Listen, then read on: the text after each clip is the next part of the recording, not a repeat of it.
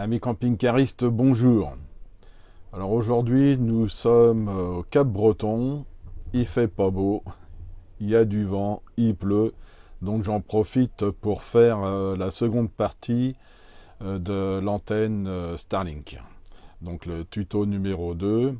Le tuto numéro 1, c'était essentiellement, alors c'était le numéro 36, c'était essentiellement sur comment adapter une antenne du commerce au camping-car pour le mettre à plat. Bon, si vous avez vu, je suppose, la vidéo précédente, dans celle-ci, nous allons plutôt regarder, maintenant que c'est installé, les débits, les consommations électriques, le système de chauffage de l'antenne, avec l'élévation de température. J'ai mis une sonde à l'intérieur pour voir un petit peu si ça monte haut en température. L'alimentation 12 volts, le routeur extérieur et l'utilisation de l'utilitaire et comment se désabonner. Voilà les grandes lignes. Alors, il y aura certainement d'autres choses aussi qui vont me venir en tête au fur et à mesure que je vais monter la vidéo. Mais nous allons regarder tout ça en priorité dans cet ordre. Il est bien évident que quand je vais vous parler des débits en mégabits, on va en même temps regarder une partie de l'utilitaire, puisque je vais utiliser essentiellement le test de débit livré avec le logiciel de Starlink, mais dans la toute première vidéo, je vais vous faire voir aussi des mesures de débit réalisées avec d'autres utilitaires pour comparer un petit peu les débits et voir si ce que Starlink nous donne comme outil est bien sûr valable. Voilà. Donc, première partie, les débits. Avant de vous montrer ce que peut donner les débits descendants ou montants Starlink dans les différentes conditions, il est important d'avoir une notion des débits descendants. Par exemple, pour avoir la télévision.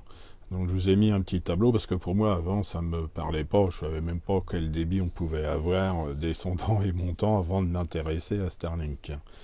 Donc en haute définition, c'est ce qu'on a dans les camping-cars en général, hein, les télévisions haute définition. Il faut 5 mégabits en réception pour avoir une télévision en HD, en 1080p. Et pour la 4K, alors il y a très peu de télévisions 4K dans les camping-cars à ma connaissance, mais il faudrait 25 mégabits pour Netflix. Ils disent que pour Prime Video, 15 mégabits. Peut-être que Prime Video comprime mieux ces fichiers que Netflix. Voilà, donc ça vous donne un ordre d'idée, en sachant que dans la plupart des cas, sauf quand je roule évidemment, quand je fais des mesures de débit, c'est avec les deux télévisions en fonctionnement. Ça veut dire que les tests de réception qu'on a, parce que quand on fait un test de débit, l'utilitaire demande un fichier de venir d'un volume donné, il calcule combien de temps il arrive. Voilà. Donc ça, en même temps, si vous avez deux télévisions qui tournent, évidemment, le débit est partagé et c'est ce qui reste. Et moi, c'est dans cette optique-là que j'ai fait les mesures. Et après, pour vous donner un ordre d'idée, le dernier fichier vidéo que j'ai fait sur Starlink, le fichier numéro 36, celui qui est juste avant cette vidéo, faisait 8 gigabits. Donc, si je veux émettre, donc là on parle en débit montant, je reste toujours dans les termes français. Hein. Donc, si je veux envoyer un fichier de 8 gigaoctets, si j'ai du 50 mégabits, je vais mettre 21 minutes. Si j'ai 100, je vais en mettre la moitié, 10 minutes. Et si j'en ai 200, je vais mettre 5 minutes. C'est tout simplement une règle de 3. Et pour faire ces petits calculs-là à la seconde près, j'ai utilisé des logiciels qu'on trouve sur Internet. Comme ça, ça permet de rester cohérent. Voilà concernant donc la compréhension des débits pour ceux qui ne connaissent pas, comme moi je ne connaissais pas, je l'avoue. Voilà, donc évidemment, plus les débits sont importants en mégabits. Alors, mégabits, il y en a plusieurs façons de l'écrire, comme Mbps en un seul mot, ou Mbps/seconde. Moi j'ai utilisé cette façon d'écrire là, c'est ce que je retrouvais dans les utilitaires. Donc toujours pour rester cohérent. Alors ce que vous voyez à l'écran, c'est l'utilitaire Starlink. Donc sur fond noir, j'espère que ça ne sera pas trop petit pour que vous puissiez voir. Qu'est-ce qu'on a? Alors là, j'ai fait un copie d'écran tout simplement. Hein. Vous avez vu, là-haut, c'est marqué en tout petit Labo Pilote. Ça, c'est le nom de mon réseau. Labo comme laboratoire pilote, ce que je considère un peu mon camping-car comme un laboratoire. Donc le petit point vert en face en ligne, ça veut dire qu'on est connecté. Et après, vous avez différents menus. Vous avez les statistiques, on regardera ça une autre fois. Le réseau, on va regarder ça tout de suite. L'obstruction, les tests de débit, c'est ce qu'on va faire. Les paramétrages et l'assistance. Alors, on va aller un peu plus loin. On va aller dans le réseau. Et là, on voit qu'il y a un certain nombre d'appareils. Il y a Gérald, le premier, c'est mon téléphone. Après, j'ai la télévision de la chambre, la télévision du salon. Donc ça, ce sont les Google TV. Et vous avez aussi le Garmin, c'est une dashcam. Et une autre petite ligne, c'est la caméra C. Ça, c'est une caméra cachée. Voilà. Je vous expliquerai peut-être par la suite à quoi ça sert. Là, si je lance un test de débit, en tout premier, vous allez voir en bas, sur fond blanc, c'est marqué lancer le test de débit. Alors ça fait un premier test, mais sans rentrer dans le détail.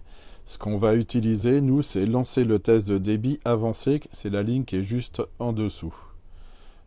Voilà. Et là, on arrive sur un petit écran. Et je vous explique un petit peu. Dans les ronds à gauche, c'est le téléphone. Après, nous avons le routeur.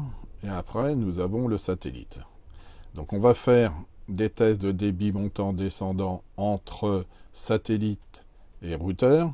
Routeur et satellite en émission. Et après, on va faire des tests de débit sur le Wi-Fi 5 entre le téléphone et le routeur et le téléphone. Voilà un petit peu le principe de fonctionnement. Donc là, je vais lancer le test. Ça y est, c'est parti. On est là à 200, 185, ça va très vite, hein, ça varie énormément. Ça, c'est le débit descendant. D'ailleurs, vous voyez les petites flèches, les petites boules bleues qui vont du satellite vers le routeur. Et là, il s'est stabilisé, il s'est arrêté à 167 mégabits.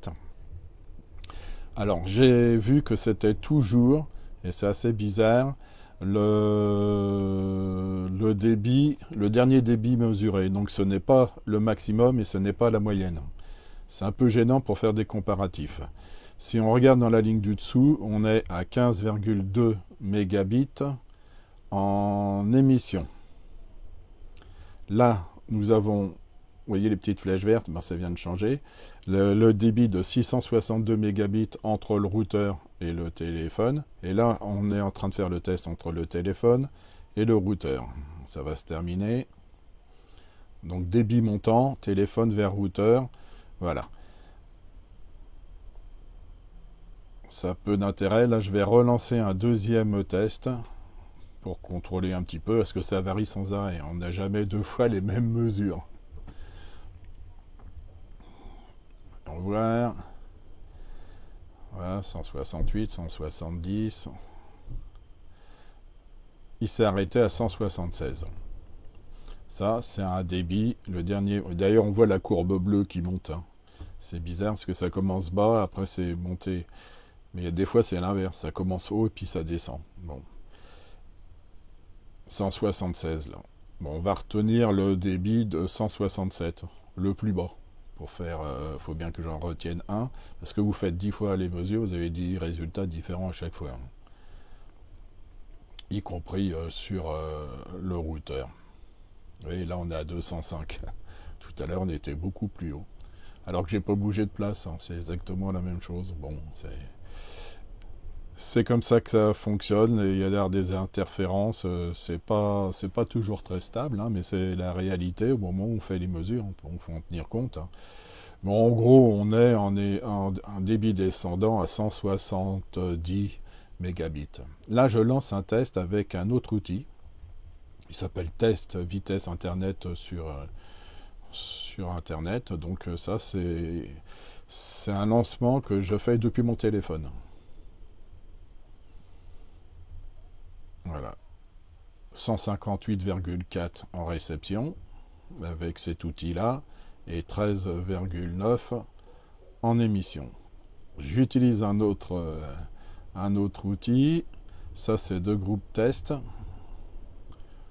pour pouvoir. Alors tout ça je les ai fait les uns derrière les autres, hein. C'est pour pouvoir voir s'il y a des grosses différences entre les différents outils, toujours en tenant compte que il peut y avoir des nuages, il peut y avoir quelque chose qui gêne, hein, et qui fait qu'on n'a pas toujours deux fois la même chose. Lui, le dégroupe test, il met un peu plus de temps. Alors sur Internet, le test Internet, on avait 37 millisecondes. On peut faire sur Starlink la latence, mais c'est dans un autre, dans le test précédent qu'il le donne simplement. Bon. Donc 37 millisecondes avec le test internet, avec deux groupes tests qu'on est en train de faire ici. Il n'a toujours pas fini ces tests et ça met beaucoup plus de temps avec cet utilitaire. Mais il va nous faire la synthèse à la fin. Ça arrive, voilà, 148 en réception, 33,96 en émission et 60 millisecondes. De toute façon, je vous ai affiché le tableau récapitulatif en dessous. Comme ça, c'est plus simple. Et puis, on va avoir un dernier que je vais faire. C'est avec Speed Test, hein, un truc qui est hyper connu. Alors, Speed Test, lève la partie. Est-ce qu'il est rapide ou pas? Il semble plus rapide. C'est quand même des débits quand même assez importants, il me semble, hein, c'est mon opinion personnelle. En tous les cas, ces débits-là, c'est plus ce que j'ai chez moi avec mon téléphone quand je fais les mêmes tests, hein, directement sur le réseau Orange alors que j'ai la fibre. Mais c'est vrai que chez moi, j'ai plein d'autres choses qui sont connectées, hein, j'ai des multitudes de caméras, j'ai plein de choses qui tournent, donc c'est peut-être aussi un peu logique parce que les tests là, ça se partage avec ce que vous consommez aussi à côté, hein. D'ailleurs, on peut arrêter chaque chose qui est connectée sur le réseau. On peut le mettre en stand-by, hein, dans l'utilitaire. On regardera ça par la suite. C'est pas mal fait, hein. On peut arrêter tout puis laisser que le téléphone. D'ailleurs, là, c'est ce que j'ai fait. Alors, ça dit quoi? Il est aussi long que de groupe test. Mais c'est important de voir que c'est quand même relativement cohérent. Voilà, alors on voit pas, mais c'est 136 mégabits en réception, 21,82 en émission. Et vous avez aussi, eux, ils donnent les pics, hein, parce qu'on est monté à 150 mégabits en pic. Voilà, donc ça, ce sont les tests dans des conditions normales de stationnement, sans qu'il y ait de gêne au niveau des arbres ou autres. Maintenant, on va passer sous un ton orageux. Vous allez voir, ça va être intéressant à voir. Bon, c'est le déluge. C'est l'orage. Regardez ça. Ça pète de tous les côtés.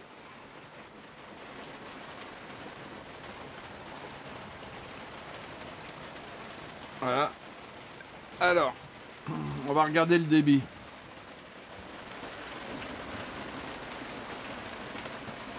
J'ai toujours la télévision bien sûr, avec la Chromecast. Et j'ai toujours la télévision dans la chambre également. Oh, j'ai vu des éclairs. Écoutez. Je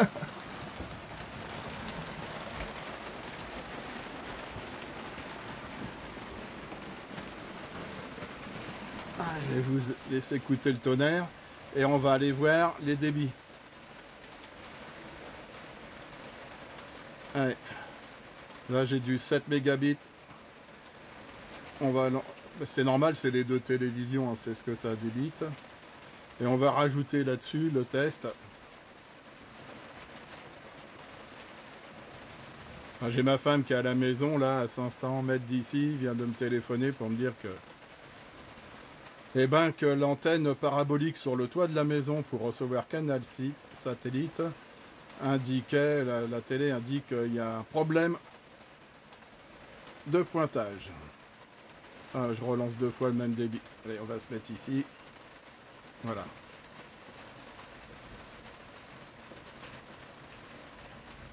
Pas trop mauvais, hein, sous un orage.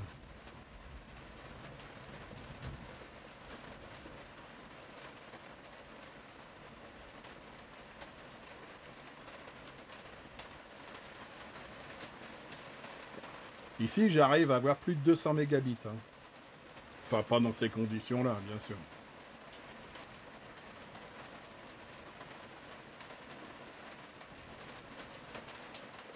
Et là, avec le Wi-Fi 5 qui est dans la, comment dire, dans l'antenne. Hein. Je me répète peut-être, mais c'est dans l'antenne, sur le toit. Et ben, on reçoit 239 mégabits, ça passe très bien. Bon, là c'est peu important. C'est l'émission. Allez, on revient en arrière. Ça c'est la télévision. Allez, on va repasser. Voir si il y a encore beaucoup d'éclairs dehors.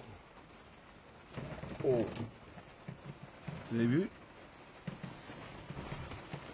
Regardez, ça.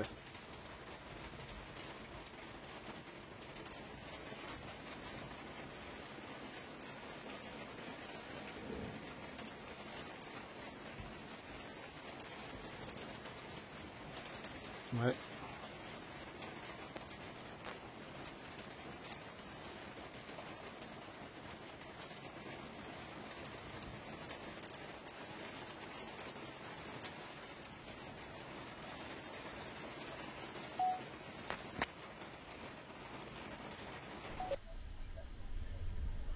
Donc voilà, les débits en réception et en émission, je vous les affiche là en dessous, c'est tout à fait correct. Pour un temps comme ça quand même, c'est vraiment quelque chose d'exceptionnel. Maintenant nous allons faire des tests, allez, sur autoroute, c'est parti.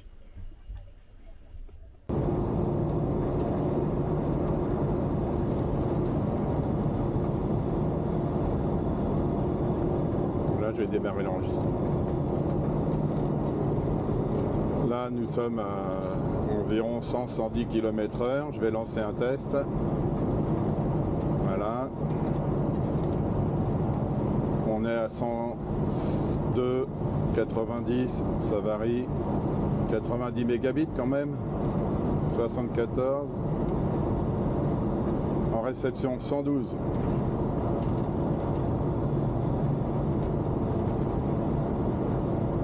112 mégabits à 100 centaines de km/h. J'en profitais que donc on prenait un tronçon d'autoroute. Voilà. Bon là je vois pas, mais on doit être à 40 mégabits je crois en émission. Et ici sur le Wi-Fi 5 on est pas mal, hein. 244 mégabits. Voilà le test de réception en roulant. Et en roulant relativement vite. Allez, je refais un test. Non, il n'a pas fini. Voilà, je relance un test. Là, je suis à 110, 110, 120.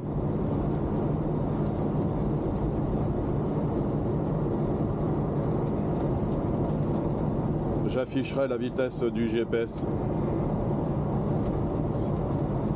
110 km/h, je suis à 196 mégabits. Alors, quelques petites explications pour faire ce film. J'ai mis la caméra 360 degrés attachée avec une ceinture au niveau du torse pour bien filmer devant. La caméra 360 degrés a la particularité d'enregistrer la vitesse. Donc c'est pour ça que je peux l'afficher sur le film. D'autant plus qu'on ne voit pas bien la vitesse au compteur. Et puis que j'ai mis l'écran en superposition en plein milieu. Pourquoi? C'est pour pas cacher la vitesse. Alors vous avez remarqué également que quand j'appuie sur mon téléphone, alors mon téléphone est à proximité du levier de vitesse. Et je fais régulièrement en roulant, j'appuie sur les tests de débit. Comme ça me permet dans différents lieux de voir comment ça se passe. Après, je vais vous faire voir un film de la même manière sur une route de campagne. Mais alors là, sous la flotte. Donc les débits là sont tout à fait corrects pour la vitesse à laquelle on roule. Mais pour être honnête, c'est pas tout le temps. Ce que je veux dire par là, c'est que ça varie énormément. Évidemment, si vous passez sous un tunnel ou bon, l'autoroute, c'est pas le cas, mais si jamais vous êtes dans une forêt et puis qu'il y a les arbres au-dessus de vous, ça va décrocher. Et sur l'autoroute, ça décroche aussi. Parce qu'à mon avis, il y a des moments où on quitte un satellite et hop, il va en rechercher un autre. Alors pourquoi faire des tests sur autoroute? C'est pour vous faire voir que quand même c'est assez performant comme système. Et puis pour les gens qui ont des enfants qui veulent jouer avec des jeux sur internet ou regarder la télévision en roulant, sur leur tablette par exemple, ça peut être quelque chose qui peut intéresser certaines personnes. Voilà. Donc je vais vous faire voir une autre vidéo. Même principe, caméra 360 degrés sur une route de campagne et sous la flotte. Alors sur cette vidéo, j'ai pas mis en superposition l'écran du smartphone avec l'application Starlink parce qu'on voit assez bien le débit. Là, on peut voir que le débit est aux alentours de 150 mégabits. Bon, c'est vrai que ça bouge un peu beaucoup. Je roule à 56 km/h. Bon, il s'est arrêté de comptabiliser le débit descendant à 99 mégabits seconde. C'est vraiment bien. C'est vraiment bien, surtout qu'il pleut, il pleut pas mal. Que dire d'autre? Pour les tests sur route, on va s'arrêter là. Et on va faire d'autres types de tests, par exemple sous les arbres. Voilà, ça serait bien. Sous les arbres, mais vous allez voir ce que ça donne donc en statique. Le camping-car arrêté avec les télévisions qui tournent. Et là, sous les arbres. Avant de passer à la vidéo sous les arbres, je précise bien qu'il ne faut pas mal interpréter ce que je dis. Quand on roule, il y a des coupures. Les coupures sont d'autant plus fréquentes qu'on roule vite, évidemment, parce qu'on doit décrocher d'un satellite pour en raccrocher un autre. Mais néanmoins, vous avez un historique des coupures dans l'application qui vous donne les vitesses de débit en montée ou en descente, plus les temps de coupure, appareil connecté par appareil connecté sur le réseau. Et vous avez aussi, au niveau général, les statistiques qui vous dit à l'heure précise, date et heure précise, le temps de coupure qu'il y a eu, la durée de la coupure, et les fréquences, et tout ça c'est classé de 0 à 2 secondes, de 2 secondes à 5 secondes, et de 5 secondes et plus. Donc vous pouvez avoir un ordre d'idée. Et on s'aperçoit en regardant ça que les coupures, ils sont souvent très courtes, et ça ne gêne pas au niveau de la télévision. J'ai fait plusieurs tests avec la télécommande Chromecast Google TV version HD, parce qu'ici j'ai la version HD. Là vous avez un petit bouton, et vous pouvez couper donc le Chromecast. Et ça fait que si vous regardez la télévision, elle continue à fonctionner pendant 10 à 15 secondes. Ça paraît excessivement long à partir du moment où on a coupé ça.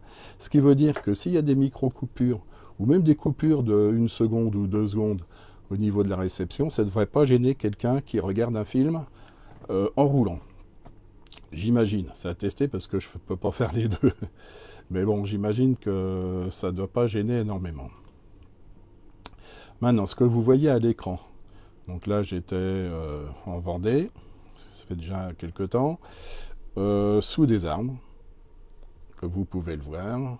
On va regarder ça tranquillement. On se rapproche du camping-car, vous voyez les arbres ils sont bien au-dessus. Ça c'est une chose qui est difficile à faire avec une parabole. Bon, à la limite avec une parabole on peut être sous l'arbre, du moment qu'elle est orientée vers un endroit où il n'y en a pas. Voilà, là il y a un film qui passe à la télévision. Donc la télé fonctionne. Là je vous fais voir qu'on peut changer les chaînes et tout, qu'on est bien sur le Chromecast de chez Google. Là je passe sur... Et il me dit obstrué, antenne obstruée, vous voyez. Et on peut, dans l'application pareil, on peut voir le niveau d'obstruction de la parabole. Et là c'est assez méchant quand même, comme vous pouvez le voir. Donc je reviens à l'application, je reviens au test de débit, je lance. Là on voit tout ce qui est connecté sur l'antenne, sur le réseau. Donc les deux télévisions, la Garmin et la caméra cachée. Et je lance un débit. Alors ça, c'est pas un test de débit avancé, hein, c'est un test de débit. Alors j'ai jamais bien compris la différence entre les deux. La seule chose, c'est que là, on voit la latence qui est à 44 millisecondes. 79 mégabits en réception et 23 mégabits en émission. Et là, je passe sur le test avancé. Et là, ça sépare le routeur. Alors là, on est, si vous regardez les petits débits bleus, en réception entre satellite et routeur. Hop, ça chute, 34. C'est largement suffisant. Surtout qu'il y a déjà les deux télés qui tournent. Non, ça, c'est ce qui reste en débit. OK, 34 mégabits. Voilà. Donc ça vous donne un ordre d'idée des émissions, réceptions dans différents cas de figure. Et franchement, c'est pas mal. Je ne l'ai jamais pris à défaut, hormis... Ah oui, j'ai oublié de préciser. Bon, j'ai pas fait d'enregistrement parce que je l'ai su que le lendemain. Le 10, au soir, il y a eu une éruption solaire avec des aurores boréales sur toute l'Europe, je pense. Effectivement, ce soir-là, j'ai eu pas mal de coupures. Alors, il y a eu la télévision, mais il y a eu pas mal de coupures et je ne comprenais pas pourquoi. Je l'ai su que le lendemain. Voilà. Mais ça fonctionnait quand même, mais avec des coupures. Voilà pour les aurores boréales. Alors justement, en parlant des problèmes climatiques, me vient à l'esprit un autre problème. Si on veut faire une comparaison avec une antenne parabolique, une antenne qui vise un satellite à 36 000 km, il faut savoir que le vent peut poser un gros souci. Donc, il peut y avoir des coupures, mais aussi, vous allez le voir sur la vidéo, ça bouge énormément et ça s'entend très fort au niveau du toit et j'ai même peur des fois que ça se décroche. Et puis, l'antenne repliée, ça fait aussi une prise au vent quand on roule, hein, donc une surconsommation par rapport à mes 3,5 cm d'antenne parabolique, qui n'a pas de prise au vent, que ce soit à l'arrêt ou en roulant. C'est un paramètre, à mon avis, à prendre en compte, en plus de l'abonnement, en plus du débit Internet, enfin voilà. Vous avez tous les éléments pour vous faire une idée précise des avantages et des inconvénients d'un système par rapport à un autre. Et nous allons continuer, bien sûr, dans le descriptif de Starlink. Et maintenant, on va peut-être passer au raccordement électrique. Alors, pour les raccordements électriques, vous allez me dire, c'est simple, il suffit d'alimenter en 12 volts. c'est vrai. Dans la première vidéo, je vous ai fait voir le schéma que vous voyez à l'écran, où un simple fil, enfin deux fils 12 volts. Alors je précise, moi j'ai mis du 2,5 parce que j'avais quand même un peu de distance jusqu'au toit, hein, pour monter jusqu'au toit. Pour sécuriser, j'ai tiré tout en 2,5. Et à partir donc, de dessous le toit, pour traverser, je suis passé après en 1,5 au-dessus. Voilà. Mais ça suffit pas, ça. Enfin, pour moi, ça ne suffisait pas. Alors, on va regarder un petit peu ce que j'ai fait. Voilà. Donc, prenons l'idée qu'on part d'une batterie. La batterie cellule. Bon, il faut mettre un fusible. On passe un câble de 2,5 jusqu'en dessous le toit. Et là, j'ai mis un interrupteur. Pourquoi un interrupteur? Parce que quand vous voulez passer du routeur 5 à un routeur extérieur, il faut couper 6 fois de suite pendant 2 secondes, 2 ou 3 secondes, l'alimentation électrique pour réveiller le routeur Wi-Fi 5 de Starlink. Et puis de mettre de côté l'autre. Donc j'ai mis un interrupteur.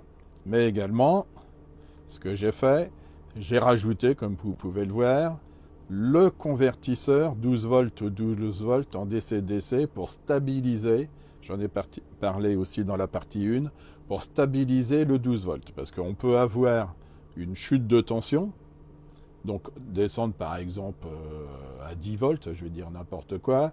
Si jamais surtout vous avez des batteries plomb, ça peut, quand on chute en tension, ça peut arriver. Et puis si vous avez des surtensions, bah, c'est aussi embêtant pour l'antenne. Alors en théorie, l'antenne peut fonctionner entre, si je ne me trompe pas, 10 volts et 15 volts. Voilà. Mais ça, c'est de la théorie. Donc, en mettant un petit convertisseur comme ça, alors nous avons vu dans la première vidéo que ce type de convertisseur, ça surconsommait. Hein. Donc, on perdait en rendement, on avait une petite consommation supplémentaire et puis ça chauffait. J'avais fait des photos infrarouges. Donc, moi, c'est ce que j'ai mis pour l'instant. J'ai mis donc un interrupteur et le convertisseur. On va un peu plus loin. Et comme vous pouvez le voir, j'ai rajouté après ma batterie cellule un petit boîtier. Alors ça coûte 3 fois rien sur Amazon, avec une télécommande. Vous allez me dire, mais qu'est-ce qu'il fout avec ça? Eh bien, c'est simple. Ces petits boîtiers-là, ce sont des interrupteurs qu'on commande avec cette télécommande. C'est vendu avec 2 télécommandes en plus. Et ça me permet de couper la phase et la masse, enfin le 12 volts et la masse, de l'alimentation Starlink. Pourquoi? Parce que comme ça consomme beaucoup, et que je suis feignant, la nuit, enfin le soir, quand je suis couché, ou que mon épouse est couchée, parce qu'on en a chacun, comme ça, à proximité du lit, et qu'on a fini de regarder la télévision, eh ben je coupe Starlink, pour éviter de consommer pendant qu'on dort de la batterie, sans avoir à se déplacer et à aller au petit interrupteur que j'ai mis également en dessous le toit. Voilà, donc j'ai mis une petite télécommande pour mettre en marche et arrêter Starlink du lit. Voilà. Maintenant, si on continue dans les modifications. Alors là, comme vous pouvez le voir, j'ai rajouté un wattmètre. Ce qui veut dire que à tout moment, et pour tous les essais, on va voir ça tout de suite après, j'ai pour habitude dans le camping-car, il y en a partout de ces appareils-là. Ça vous donne la tension, donc la tension d'alimentation, ça vous donne l'intensité instantanée, ça vous donne la puissance instantanée, facile, tension multipliée par intensité égale puissance en watts. Mais aussi, vous avez un petit bouton pour remettre à zéro le compteur d'énergie. Et si vous faites tourner quelque chose sur une heure, vous avez la consommation en ampères, enfin en watts-heure. D'accord? Et si vous le faites tourner, comme j'ai fait pour beaucoup de mesures sur 24 heures, il suffit d'être là 24 heures après, pile à la même heure que vous avez lancé l'enregistrement, et vous avez des consommations sur 24 heures. Les consommations sur 24 heures, j'en ai fait quand même pas mal. C'est intéressant parce que comme ça varie énormément la consommation en fonction, je suppose, de la météo, de différentes choses. Ben voilà, ça permet de lisser sur 24 heures la consommation. Donc là, j'ai un wattmètre. Ah, je m'excuse. Les pubs. J'ai coupé le son. C'est terrible ça. Ça n'arrête pas toute la journée. Bon, enfin, arrêtons de ronchonner. Donc, j'ai mis un petit wattmètre en permanence. On reviendra dessus. Après, je réfléchis en ce moment à installer cette petite carte électronique. Alors, cette carte électronique, je l'ai commandée. Je l'ai commandée sur AliExpress, ça vaut 7 euros.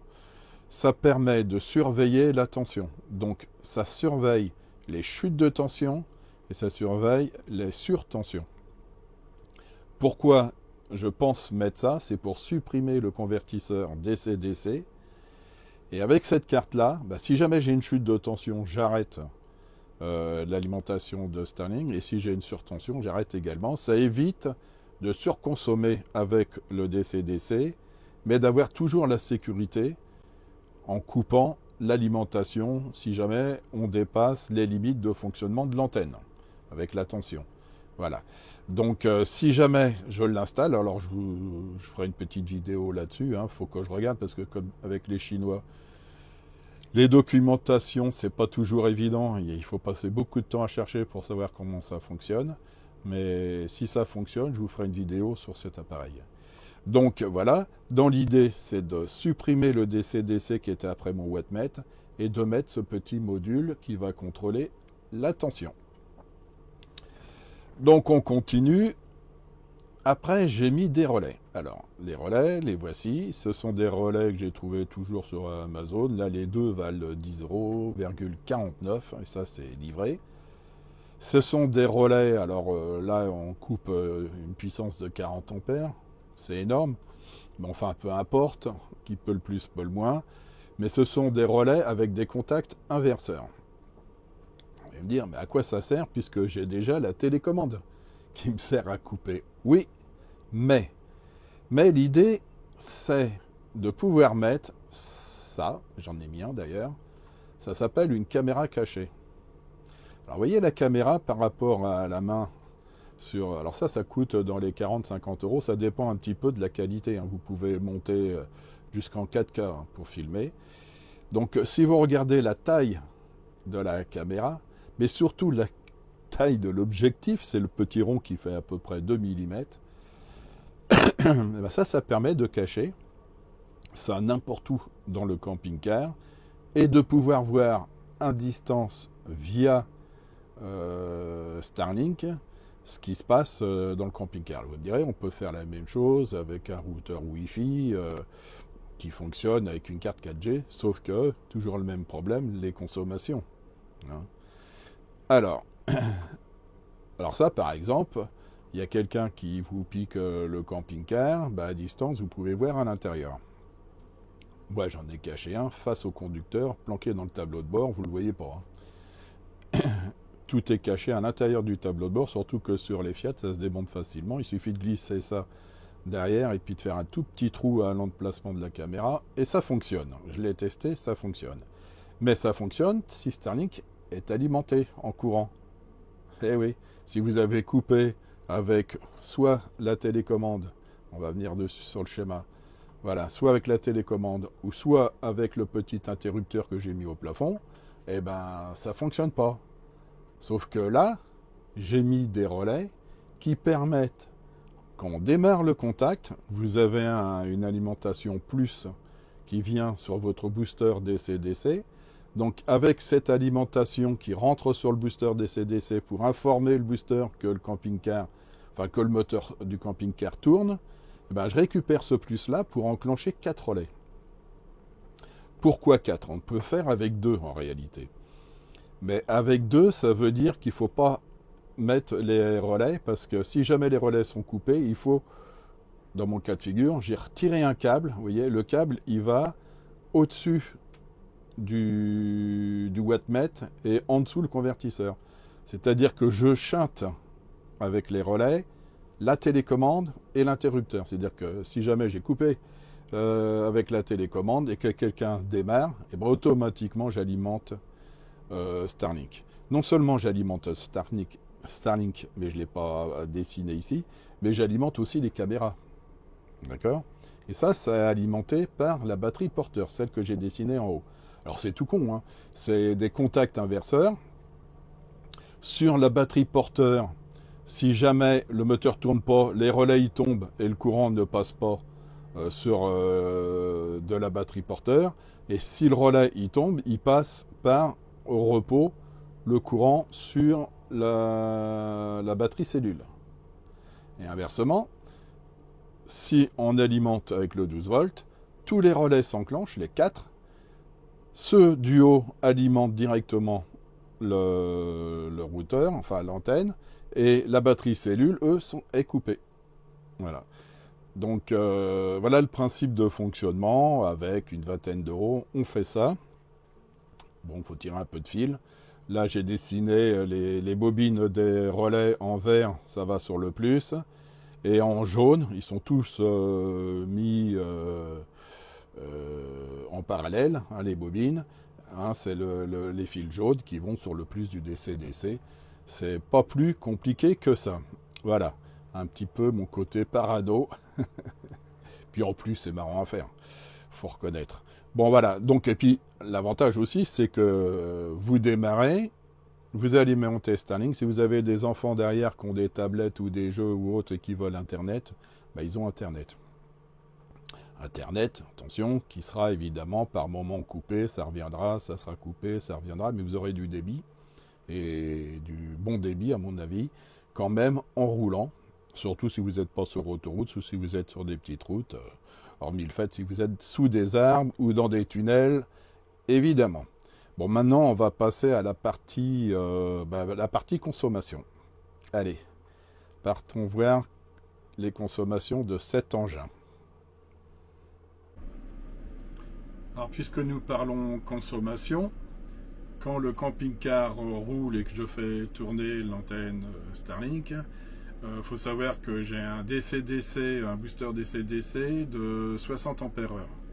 Donc c'est pas les quelques ampères de l'antenne Starlink qui va me pénaliser dans la recharge de la batterie cellule du camping-car. Ça va me pénaliser un peu bien sûr, mais de quelques ampères. Ça sera pas bien méchant par rapport au service que ça va apporter.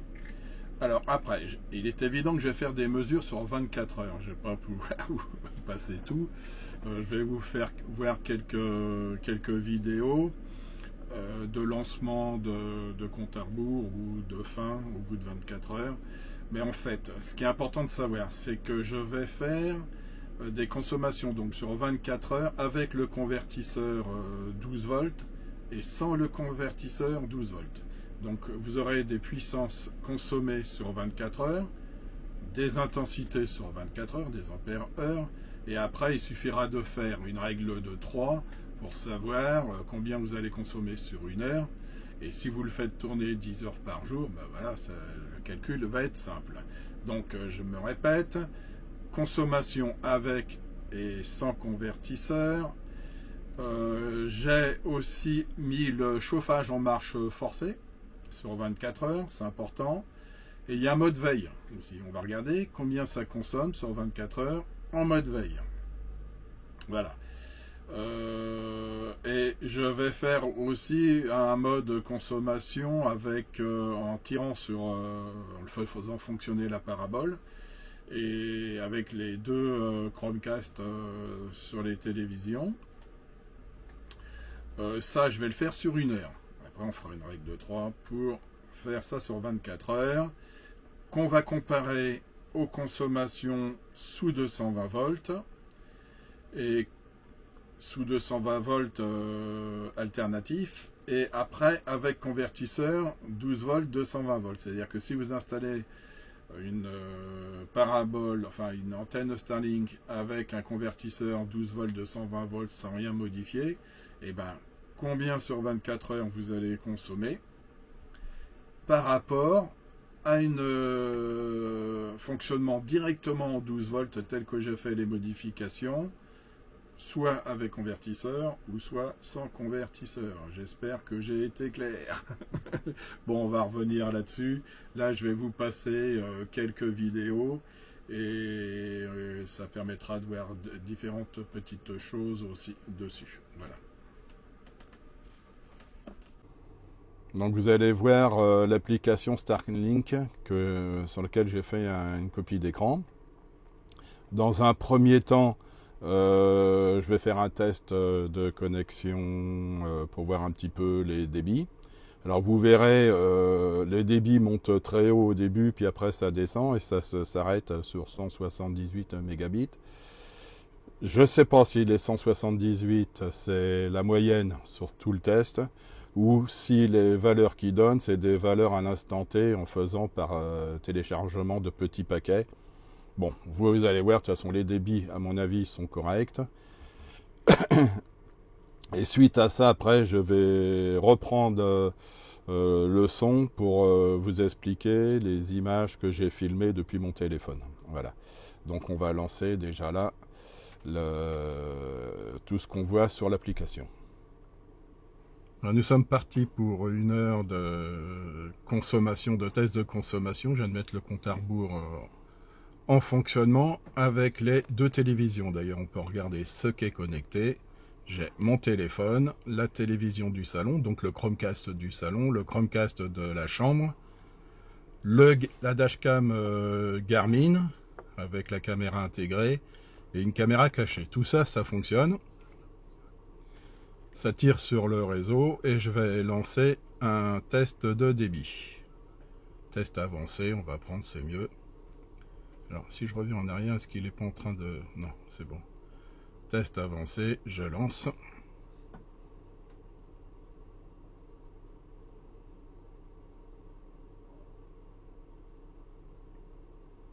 Ça booste, hein?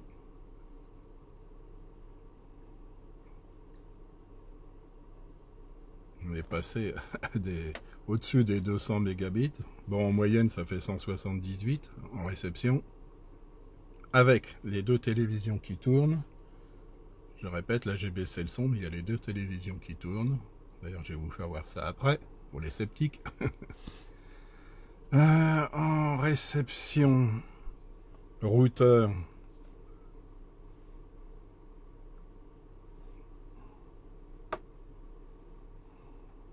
C'est pas mal, hein? On est un peu au-dessus de la réception satellite. Mais bon, pour moi, ça suffit largement, hein, le routeur Wi-Fi 5, celui d'origine, que j'ai intégré dans l'antenne, juste au-dessus de notre tête, ça suffit bien. Voilà, puis 149 mégabits en émission, c'est bon. On va revenir sur la caméra. Donc, je vais faire ça. Voilà, ce que vous voyez, alors là, vous voyez mon chronomètre, hein, donc il me reste encore 43 minutes d'enregistrement. Et le wattmètre, je suis à 12 watts déjà de consommer depuis à peu près un quart d'heure. Voilà, on a les intensités, on a la puissance instantanée et on a la tension. Ce que vous voyez là, je monte avec mon doigt, c'est le convertisseur 12 volts DC-DC, dans la gaine sur lequel passe le câble d'alimentation. Là, j'ai mis une petite goulotte. Derrière, là, je vous fais voir, j'ai mis un interrupteur. Et au-dessus du wattmètre, j'ai une prise RJ45. Donc, vous voyez le routeur Wi-Fi 6 que j'ai installé. Bon, il n'est pas raccordé parce que j'ai pas encore trouvé... voilà, vous voyez, c'est l'alimentation 12 volts. Et ce que vous voyez là derrière, c'est mon petit thermomètre avec la sonde. Il fait 36 degrés. Ouais, si j'arrive à lire, c'est la valeur du haut. Hein, 36 degrés dans le panneau solaire. Hein. Voilà. Ça, on reverra ça par la suite.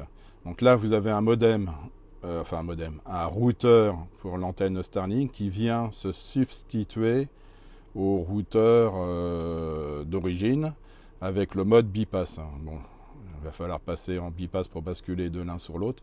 Mais comme j'ai pas encore réussi à faire fonctionner comme il fallait le câble RJ45, le câble Ethernet, là vous voyez le tube qui sort du toit, qui va dans l'antenne.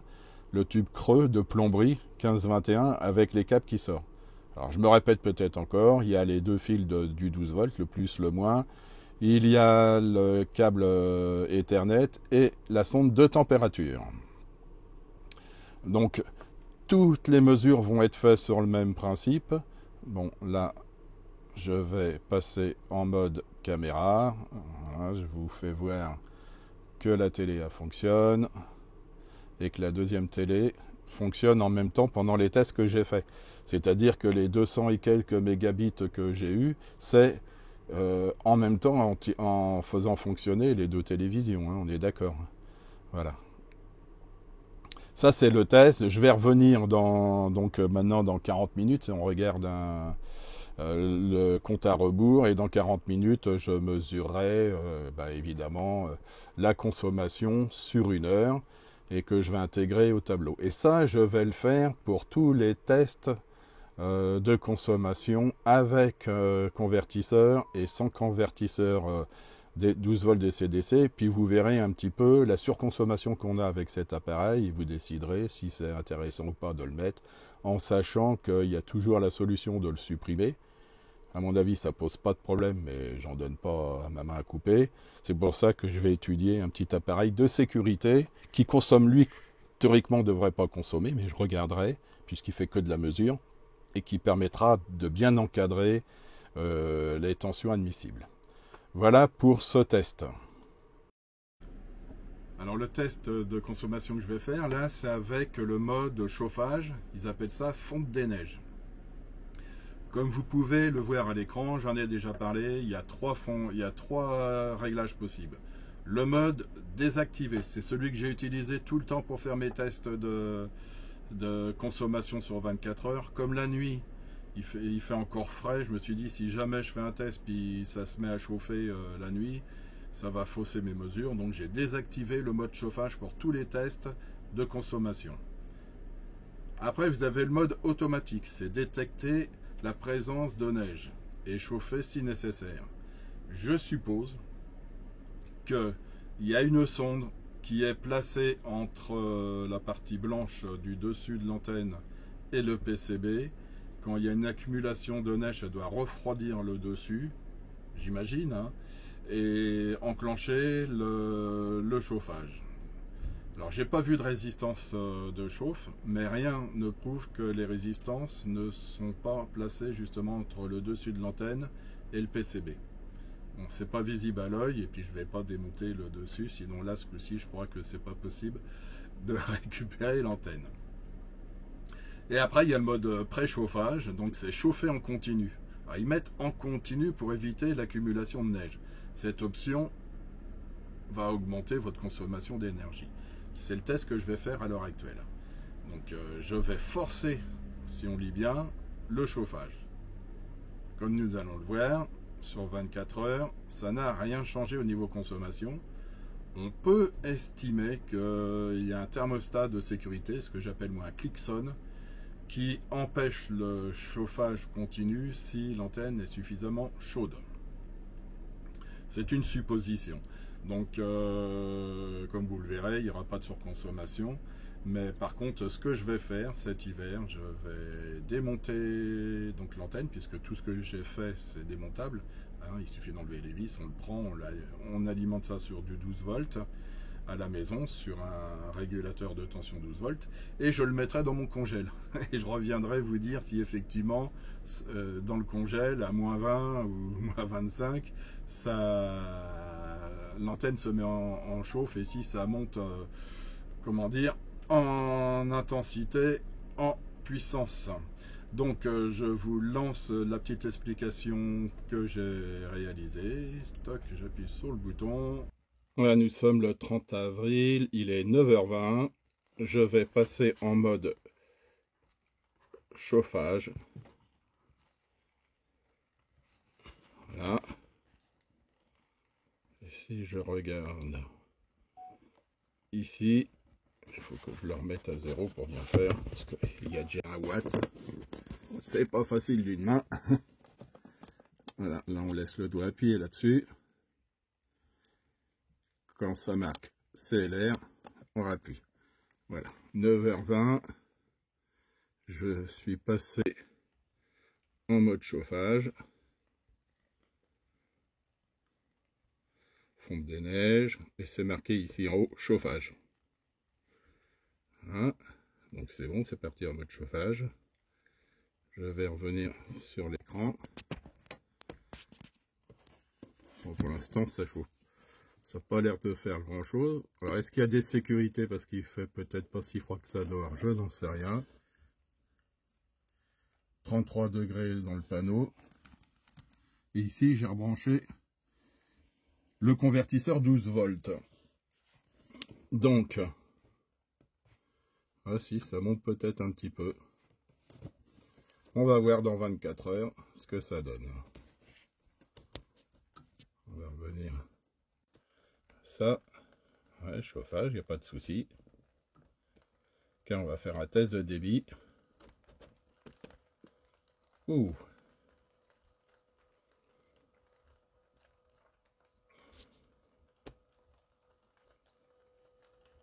En mode avancé, je lance.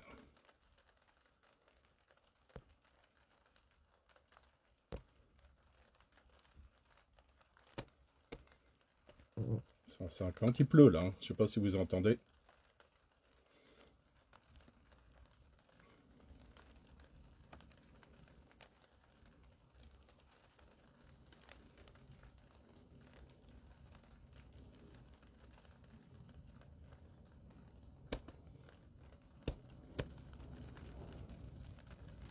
Débit montant 23 mégabits.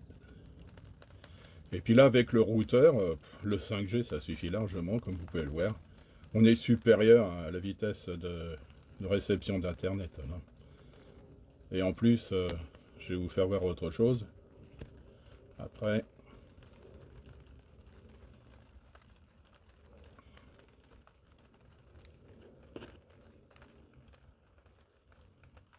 Ça, c'est avec le routeur qui est livré avec, mais passé en 12 volts. Voilà, si on va... Bah alors, il va pas. Ah ouais, ça consomme plus, hein, j'ai l'impression.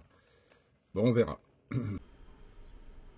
Donc voilà, ça donne l'impression que ça consomme plus, et en réalité, c'est la même chose. J'ai refait un test de débit. Si vous vous souvenez, dans le test précédent, j'étais à 178 mégabits. Là, on est un peu en dessous. Mais là, il pleut. Alors, est-ce que c'est le fait qu'il pleuve que ça ralentit un petit peu? Parce que le camping-car n'a pas bougé de place entre l'essai précédent et celui-ci. Il y a des variations. C'est dû certainement aux conditions météo, je suppose. Bon, enfin bon, c'est tout à fait correct. On va passer au dernier test, puis après on regardera les résultats. Alors le dernier test, où je vais lancer un enregistrement en mode veille. Donc vous allez voir ça. Alors je vous fais voir aussi complètement le lancement donc, du mode veille, parce que ça permet que vous puissiez voir aussi tous les menus qu'il y a dans l'application Starlink. Donc je vais me taire encore une fois et lancer donc l'enregistrement que j'ai fait. Alors là, ce que je vais faire, je vais aller dans les paramètres Starlink, horaire, et là je vais activer le mode veille. Alors je ne sais pas si je peux mettre le mode veille sur 24 heures, veille jusqu'à minuit. Parce que là on est à 11 heures. Et je vais le lancer sur 1 heure. On va faire la même chose. Voir combien ça consomme sur 1 heure. En mode veille. Donc, je lance le mode veille. Voilà. Je reviens. Voilà. Je vais le mettre à 0.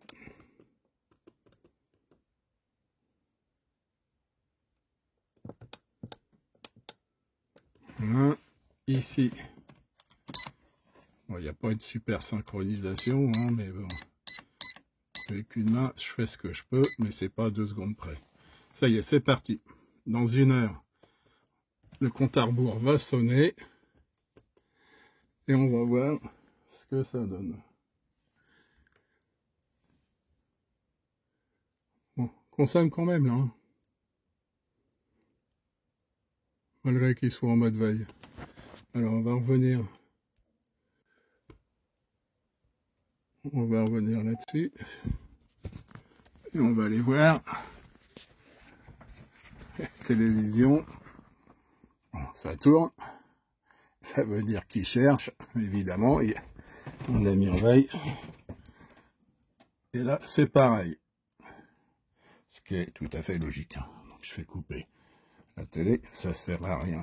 Et je vais couper aussi le Chromecast. Et je vais faire la même chose avec l'autre. J'arrête la télé.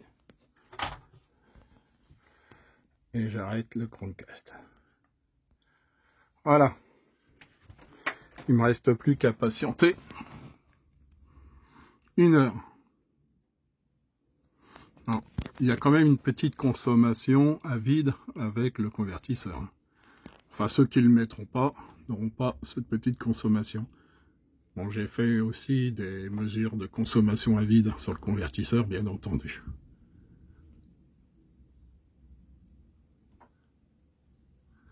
Un ampère 53 à vide. En mode veille. Ouais, bah, vaut mieux carrément couper le courant. Hein. On va regarder au bout d'1 heure ce que ça donne. Bon, 1 ampère 53, c'est pas le convertisseur qui consomme ça. Hein.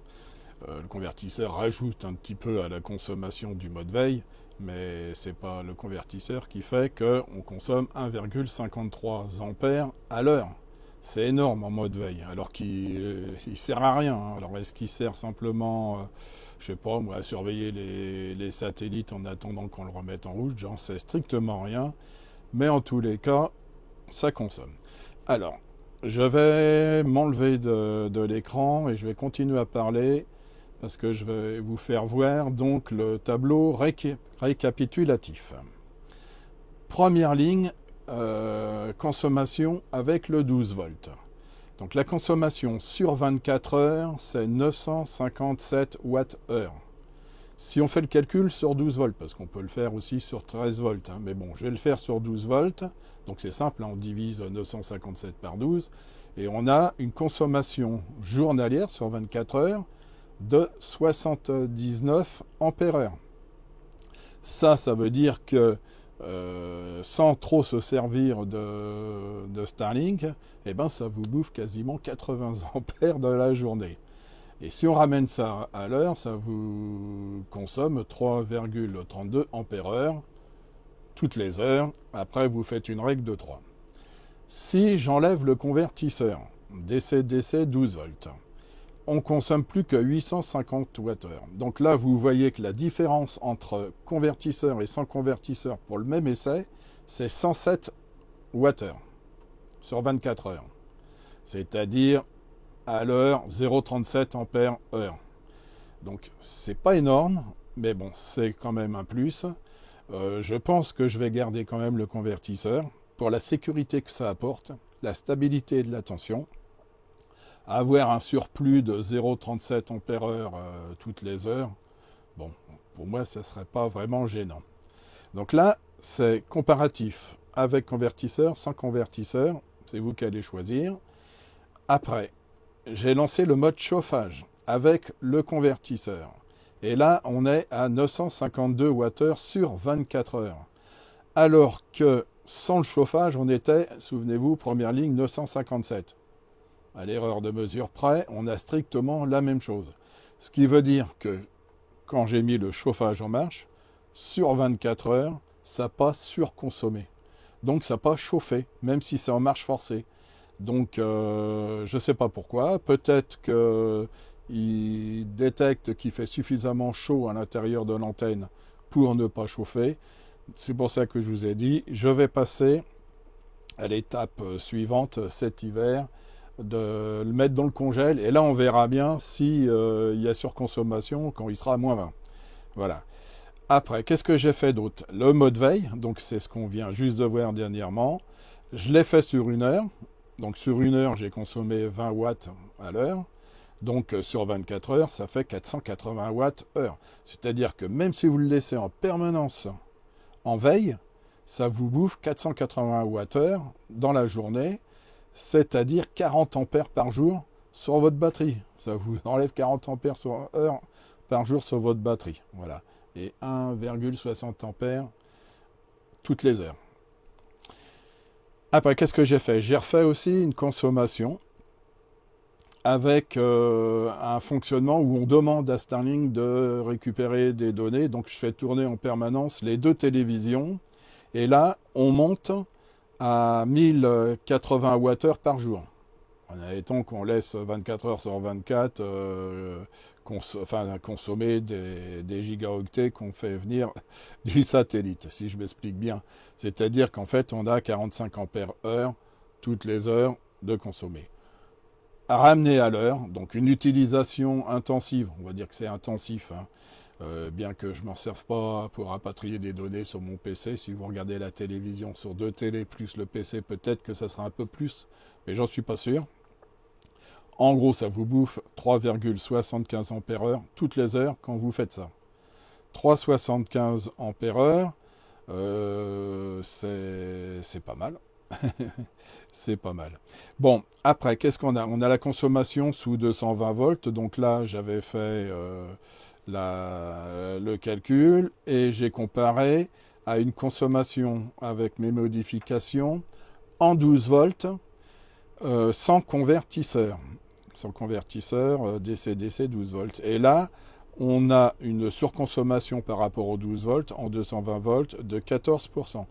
Mais ça, c'est 14% sans convertisseur 12 volts, 220 volts. C'est la ligne du dessous. Si on utilise Starlink tel qu'il est vendu et qu'on met un convertisseur 12 volts, 220 volts, on monte à 1183 watts heure par jour. C'est-à-dire que ça consomme 40% de plus que l'adaptation que j'ai fait en 12 volts directement.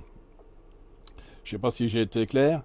40% en plus en mettant un convertisseur 12 volts 220 volts par rapport à la modification que j'ai faite sans le convertisseur 12 volts. S'il y a le convertisseur 12 volts, on aura un peu moins de 40% de gain d'énergie. Mais c'est quand même important de gagner 40% de gain d'énergie en se creusant un peu la tête pour enlever le convertisseur DC-DC. C'est la même chose que j'ai fait sur les chargeurs de vélo. Vous pourriez aller voir un petit peu les chargeurs de vélo. Les chargeurs de vélo, ça consomme beaucoup. Et ben là, je vais m'arrêter, je vais vous faire voir. Là, je suis en train de charger mes vélos. On a été se promener tout à l'heure, ils sont en charge. Je vais prendre une photo de la colonne que j'ai réalisée. Toujours pareil, ceux qui arrivent, qui ne me suivent pas, ils peuvent aller voir les vidéos de cette fameuse colonne. Et aussi du convertisseur DC-DC, 12 volts, 50... c'est combien qu'on charge en 54 ou 56 volts, je crois, les vélos. Voilà. Donc même sans le convertisseur 220, enfin 12 volts 220, ça consomme 40%. C'est-à-dire que quand je mets 100 watts dans la batterie de mon vélo, j'en consomme sur le 12 volts 140 watts. Je vous envoie tout de suite les photos. Pour terminer avec ça, sinon il y a une question que m'a posée un abonné. Alors, son pseudo, c'est Échec et Maths. Alors, c'est quelqu'un que je connais relativement bien, puisqu'il est venu me rejoindre sur un de mes spots où j'étais en vacances. On a pas mal discuté. Ce gars-là est très technique et il vit toute l'année dans son camping-car. Tout ça, c'est pour revenir sur les consommations et vous donner un ordre d'idée. Au niveau des...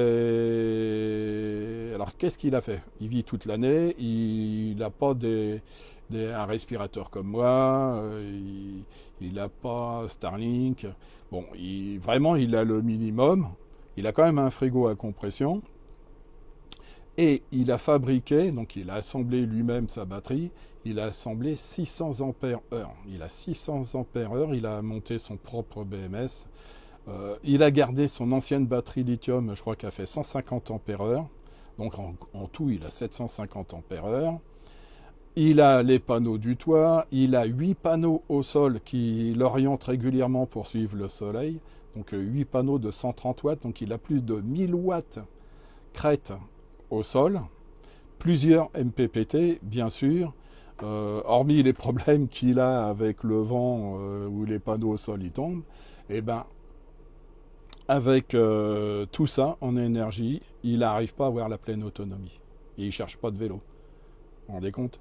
Donc, bon, pourquoi je dis ça? Parce qu'il y a des gens qui m'écrivent, ils disent ouais, moi j'ai la pleine autonomie, j'ai mis mon panneau solaire avec un panneau MPPT, le panneau solaire c'est un PERC, c'est un truc super machin, ça charge tôt le matin et tard le soir. Interrogez Échec et Mat qui lui vit toute l'année, et l'hiver ou en saison, je sais pas moi, en janvier, février, mars, avril, toutes ces périodes-là, il n'a pas la pleine autonomie. Voilà. Et en plus, il a acheté comme moi l'appareil qui mesure l'ensoleillement, qui vous donne des watts par mètre carré. Et régulièrement, on communique ensemble, il fait des mesures. Et des fois, il me dit, dans la journée, j'ai 100 watts au mètre carré, c'est-à-dire 10 fois moins que ce que les panneaux solaires donnent quand on les vend. Hein. Quand on vous vend un 100 watts crête, c'est 100 watts crête quand il fait 1000 watts mètre carré d'ensoleillement. Donc quand vous avez plus que 100 watts, vous en avez 10 fois moins. Et quand vous... Et en plus, vous ne l'inclinez pas à 30 degrés. Enfin bon, il y a plein de choses qui rentrent en ligne de compte, la température et tout. Je reviens là-dessus parce que des fois, ça m'énerve un petit peu les gens qui me disent... Alors, la pleine autonomie, vous pouvez l'avoir l'été si vous avez très peu de consommation, hein, ça c'est clair. Mais si vous avez des grosses consommations, et vous allez voir, je vais vous mettre tout de suite, là je vais couper, je vais vous mettre tout de suite les consommations des vélos. Voilà la photo. Ça, c'est la photo de la colonne. Alors, je vous invite à aller voir mes vidéos précédentes pour ceux qui ne connaissent pas.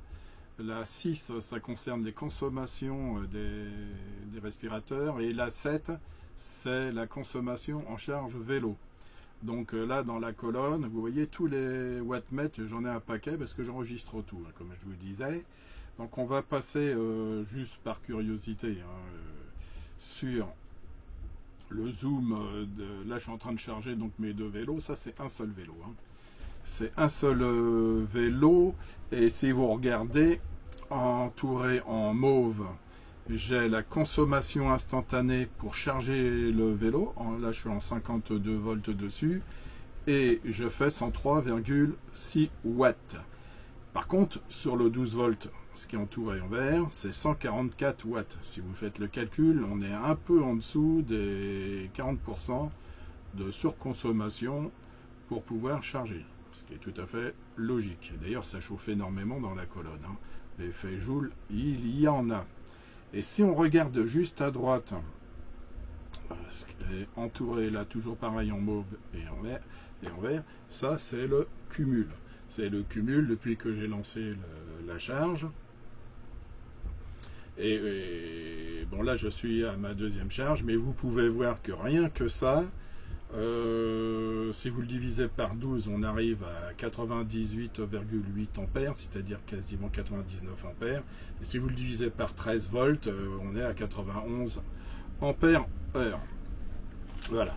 Pour vous dire que l'importance et l'autoconsommation, quand on a des puissances pareilles, il faudrait avoir un champ photovoltaïque pour pouvoir alimenter le camping-car. Alors je ne dis pas que c'est pas impossible, mais il faut énormément de panneaux solaires et puis avoir du beau temps pour arriver à compenser toutes ces consommations-là. Et notamment si vous faites vos calculs avec la Starlink, même si vous l'arrêtez et que vous travaillez, enfin vous la laissez tourner, je crois 10 heures par jour, ça fait déjà à peu près une quarantaine d'ampères heure par jour. Si vous avez un frigo à compression, c'est encore 40 ampères heure par jour. Si vous rechargez des vélos, c'est plus d'une centaine d'ampères heure par jour, comme les miens. Et vous accumulez tout ça, et ben, pour produire ça avec des panneaux solaires, je vous souhaite bon courage. Posez la question à Échec et Mat. Donc, tout ça, j'ai dérivé un maximum sur la question très intelligente que m'a posée Échec et Math quand il a regardé ma première vidéo sur Starlink.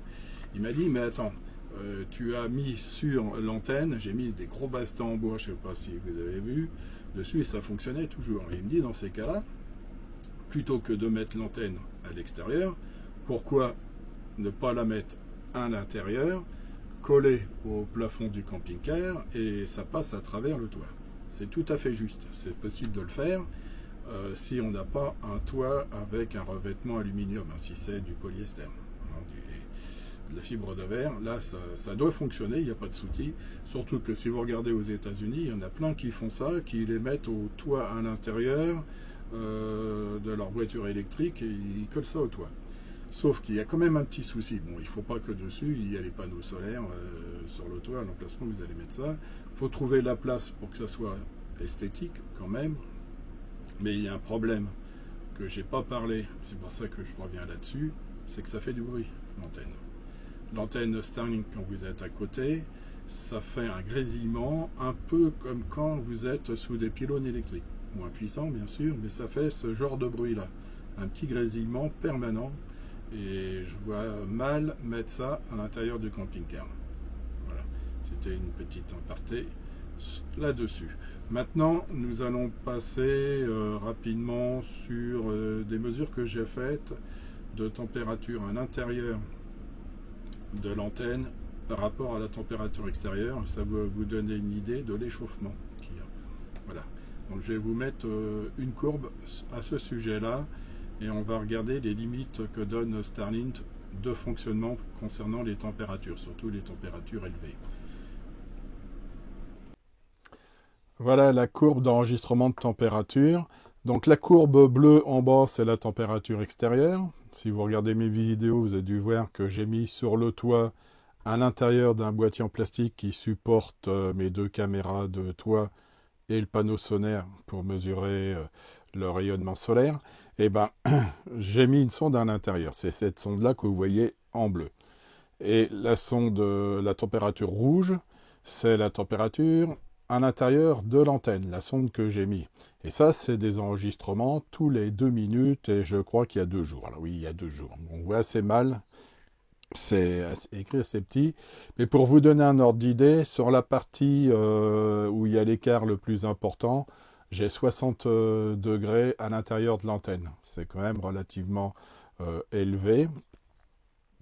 Et bon, c'est pas toujours constant. Pourquoi? Parce que l'antenne, à un moment donné, je l'arrête, elle est hors tension, donc évidemment les écarts diminuent. Et puis bon, ça varie un peu comme ça en fonction de l'activité de l'antenne. J'ai une autre courbe que je vais vous mettre. Ça, c'est l'écart de température. Voilà. Et si on regarde un petit peu les écarts de température, ça peut monter pratiquement à 30 degrés entre la température extérieure et la température intérieure. Si on revient maintenant à ce que préconise, enfin ce que donne Starlink. Là, en face de la flèche verte, vous voyez qu'ils disent que la température de fonctionnement, ça fonctionne entre moins 30, alors là, il n'y a pas de souci, et plus 50. Alors là, c'est les températures extérieures.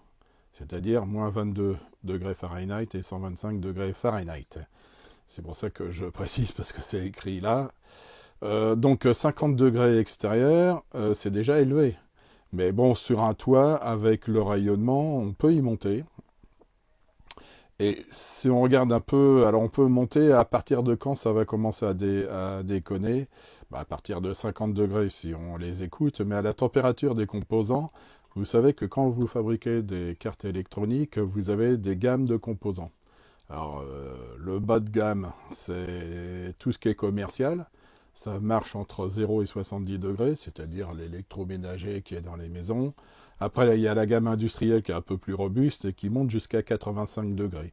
Donc, je pense qu'ils ont monté des composants industriels qui montent à 85 degrés, parce que 70, à mon avis, c'est un peu limite.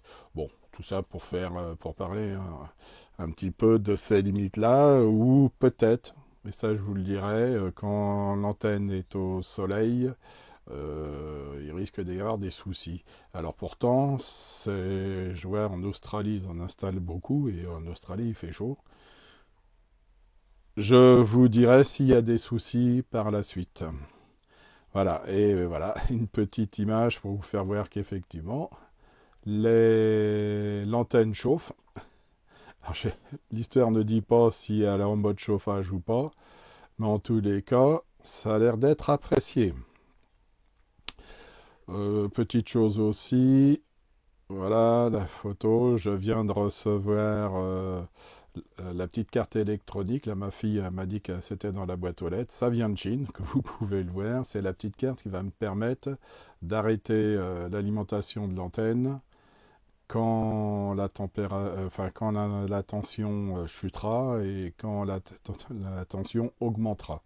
Donc je vous ferai aussi une petite vidéo pour vous expliquer si ça fonctionne, comment faire les réglages et voilà si ça me paraît efficace ou pas pour ceux qui veulent installer ça sur l'alimentation 12 volts de l'antenne. Je vais aussi terminer par vous expliquer un peu comment ça se passe quand on veut arrêter l'abonnement. C'est très important parce que je pense que vous êtes beaucoup intéressés par cette antenne-là. Mais par contre, pas à payer toute l'année parce que vous n'utilisez pas votre camping-car, évidemment, toute l'année. Donc on va passer maintenant à l'activation et désactivation de l'abonnement. Désactivation et activation donc de l'abonnement. Il suffit simplement d'aller dans votre compte. Donc dans le menu principal, vous avez un bouton pour accéder à votre compte. Et dans le compte, vous avez suspendre le service. Alors, vous arrivez sur cette page-là où c'est écrit. En cliquant sur confirmer, la facturation s'arrêtera. Donc c'est clair. Si votre abonnement précédent a été payé, vous continuerez à bénéficier du service jusqu'à la fin du cycle de facturation. Ça veut dire que si vous avez lancé, comme moi j'ai fait le 5 du mois, votre abonnement, et que vous l'arrêtez le 10, eh ben, il vous prévient que vous continuerez de bénéficier jusqu'à la fin du mois, jusqu'au 4 au soir du mois suivant, de l'abonnement. Voilà ce que ça veut dire. Une fois ça c'est fait, il vous confirme que l'abonnement est suspendu, d'accord? Et vous recevez un mail, voilà, de confirmation. Après, quand vous revenez dans le même menu, le service est mis en pause et il vous prévient que ça se poursuivra jusqu'au 5. Et puis après, il vous reste simplement à fermer. Et on arrive à la réactivation. Voilà, réactivation de l'abonnement. Alors c'est le même bouton en fin de compte, hein. Sauf que vous voyez, reprendre le service en partie basse. Il suffit de faire glisser de gauche à droite pour reprendre du service, comme il a fallu faire glisser, on n'a pas vu parce que tout n'était pas affiché, de gauche à droite pour suspendre. Ça va pas plus loin que ça, et vous pouvez reprendre le service quand vous le souhaitez. Il n'y a pas de date précise ou de délai pour reprendre. Vous avez aussi dans la partie abonnement la possibilité de changer l'abonnement. Voilà, donc vous pouvez faire changer de forfait, je ne sais pas si vous le voyez là-haut. Et là, vous pouvez passer à un forfait sédentaire, c'est-à-dire à 40 € à l'heure actuelle par mois, si vous restez à la maison avec votre antenne, et où vous pouvez passer à un abonnement beaucoup plus cher si vous faites itinérant sur le monde entier. Vous pouvez aussi voir l'utilisation des données. Alors là, par exemple, on voit que ça, c'est en début de mois, il y a une dizaine de jours. Sur 10 jours, j'ai consommé 253 gigabits. Et comme il y a 8 bits dans un octet, vous faites une division par 8. Ça veut dire que là, sur quelques jours, j'ai consommé 31,6 gigaoctets. Ça peut vous donner un ordre d'idée des consommations que vous pouvez avoir et faire une projection dans le temps. Mais enfin, de toute façon, vous en foutez un peu parce que c'est illimité. Mais bon, ça vous donne un ordre d'idée. Voilà ce qui concerne les abonnements et désabonnements. On va s'arrêter là.